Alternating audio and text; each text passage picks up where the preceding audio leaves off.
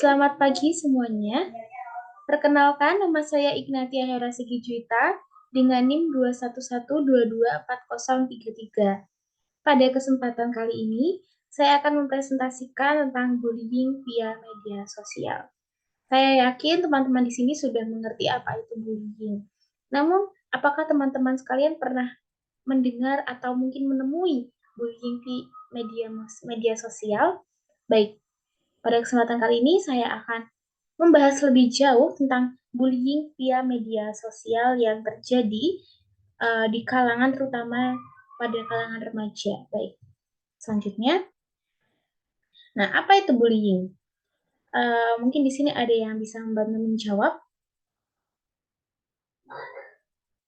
Baik, terima kasih atas jawabannya sangat bervariasi ya teman-teman ya. Jadi singkatnya bullying itu adalah penindasan ya teman-teman, penindasan oleh salah satu oknum yang bisa membuat pihak yang ditindas ini tadi itu merasa kecil atau merasa terpojokkan. Jadi apakah bullying bisa terjadi melalui media sosial? Nah, ini jelas bullying ini bisa saja terjadi di media sosial ya teman-teman. Nah, saya di sini akan menampilkan contoh bullying yang terjadi di media sosial yang saya temukan ya. Nah, ini mungkin yang sebelah sini agak blur ya teman-teman, tapi yang di sini terlihat jelasnya. Jadi ada salah satu postingannya itu tersebut tentang ada orang yang sedang menyanyi, yang sedang menunjukkan bakatnya dia. Namun dia mendapatkan hate comment yang seperti ini. Seperti yang Anda lihat, kayak gini kan sepertinya tidak boleh dilontarkan kepada seseorang karena dapat melukai hati seseorang ya teman-teman.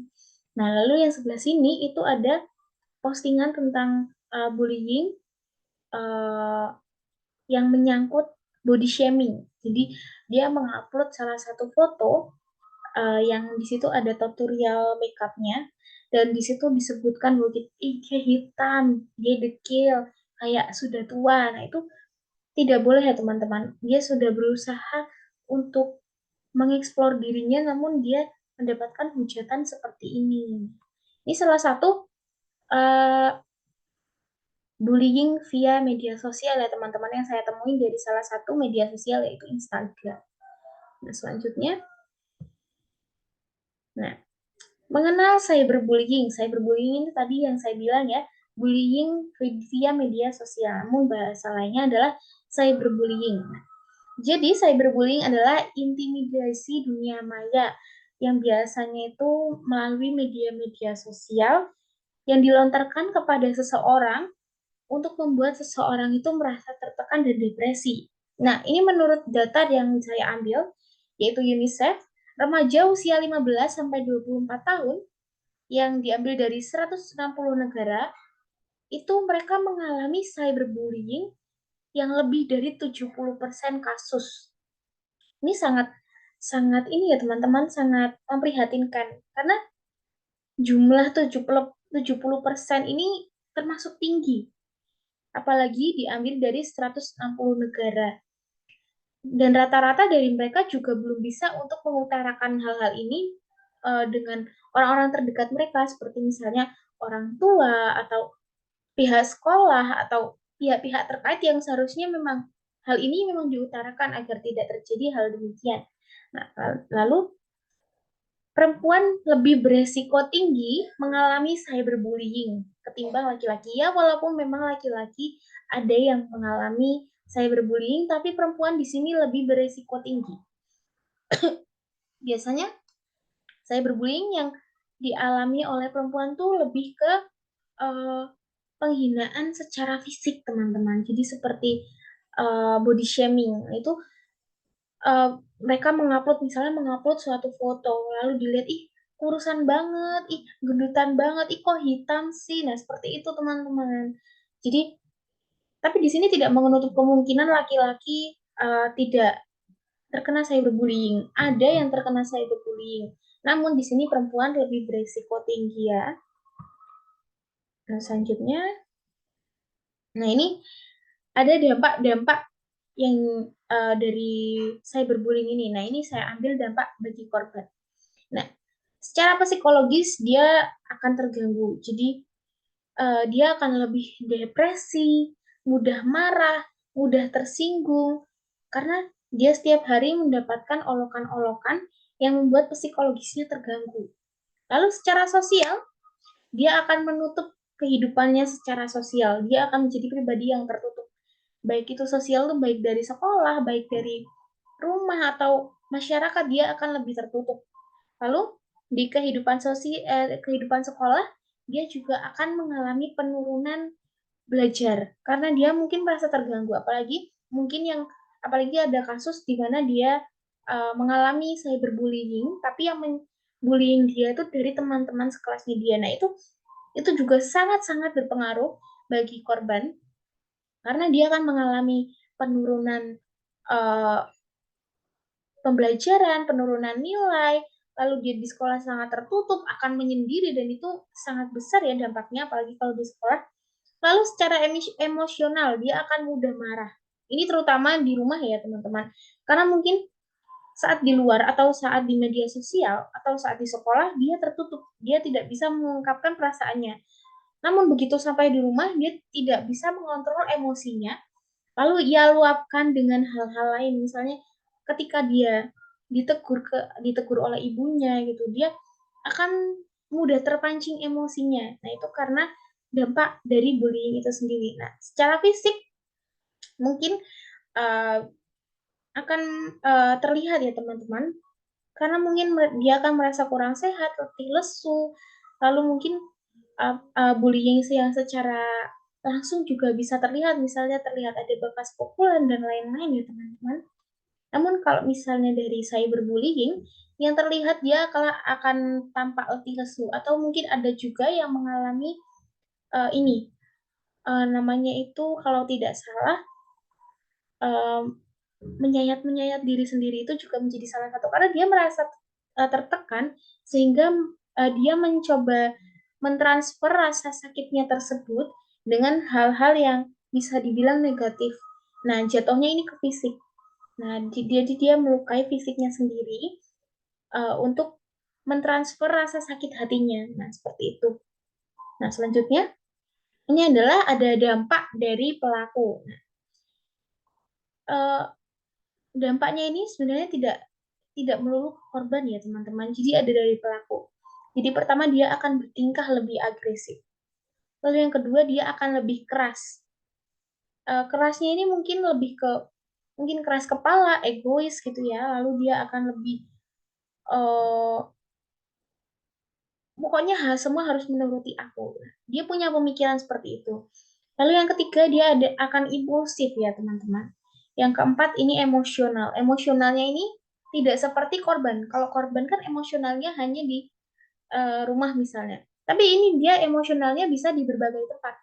Nah, lalu yang kelima dia akan mendominasi. Nah, ini mendominasi ini misalnya di dalam suatu kelas atau di dalam suatu perkumpulan, dia di situ akan lebih mencolok. Tapi mencoloknya lebih ke arah yang negatif, teman-teman. Misalnya dengan mendominasi dengan kata-kata yang vulgar atau anaknya lebih memang aktif, aktif tapi aktifnya tuh tidak mengarah ke hal yang positif seperti itu. Lalu yang keenam adalah minim empati. Nah, ini yang sangat berbahaya ya teman-teman.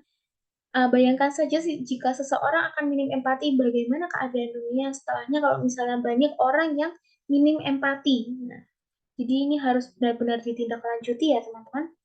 Lalu selanjutnya, nah ini dampak bagi yang menyaksikan. Siapa bilang dampak cyberbullying ini hanya berdampak bagi korban dan pelaku. Bagi kita yang menyaksikan, ini juga akan sangat berdampak. Karena dapat menyebabkan asumsi yang salah.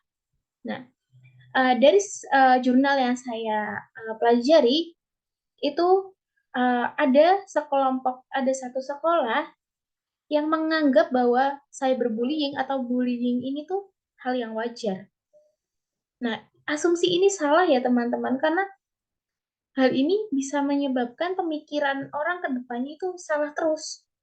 Nah, jadi uh, bullying juga harus benar-benar ditindaki, karena bagi yang menyaksikan juga ini akan sangat berdampak di kemudian hari. Nah, selanjutnya, nah ini adalah salah satu kasus cyberbullying yang berujung kematian. Nah, ini merupakan teman kita yang bernama Rian Haligan. Dia adalah siswa yang mempunyai keterlambatan secara motorik dan perkembangan bahasa. Jadi dia sangat sulit untuk mengutarakan sesuatu. Nah, suatu hari dia mempunyai teman online di Facebook. Dia akhirnya bercerita. Nah, tapi orang kepercayaannya ini menyebarkan ceritanya tersebut kepada teman satu sekolahnya. Nah, pada akhirnya dia diejek, baik diejek secara offline maupun online. Jadi dia di setiap kemana-mana selalu ditertawai, diejek, diolok, dipukul, dan segala macam ya. Dan hal itu tidak berhenti secara offline. Dia juga mengalami bullying di media sosial ya teman-teman. Bahkan ada di satu titik di mana dia didekati oleh salah satu perempuan. Nah, untuk menggali informasi yang lebih memalukan dari Rian Haligan ini. Akhirnya di usianya yang 13 tahun ia memutuskan untuk melakukan bunuh diri. Nah, ini sangat disayangkan ya teman-teman karena usia 13 tahun adalah usia di mana dia harusnya bisa mengalami kebahagiaan ya. Nah, selanjutnya jadi apa yang harus kita lakukan? Apa yang harus kita lakukan supaya kita tidak membullying dan kita juga bisa menindaki bullying ini. Nah, di sini saya akan menyiapkan 3 poin ya teman-teman. Yang pertama adalah speak up. Speak up ini saya khususkan bagi korban. Jadi apabila Anda merasa sebagai korban bullying, Anda harus bisa uh, mengutarakan ini, entah pada siapapun. Tapi saya sarankan untuk berbicara kepada orang tua ataupun pada organisasi-organisasi yang melindungi Anda ya. Ini tidak hanya untuk korban. Speak up ini juga bisa dipraktekkan untuk orang-orang yang mungkin menyaksikan kasus bullying itu sendiri. Anda harus bisa membantu teman Anda yang uh, terbully supaya hal ini tidak terus-terusan berlanjut. Lalu yang kedua adalah mengontrol diri.